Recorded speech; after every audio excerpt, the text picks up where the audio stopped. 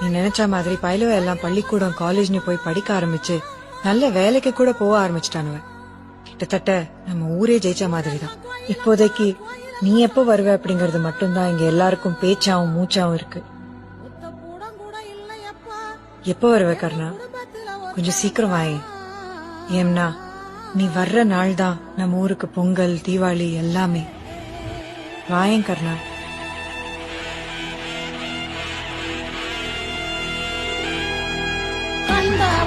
சொல்லுங்க கண்ணனை கையோட கூட்டி வாருங்க, அவனை கண்டா வர சொல்லுங்க, கண்ணனை கையோட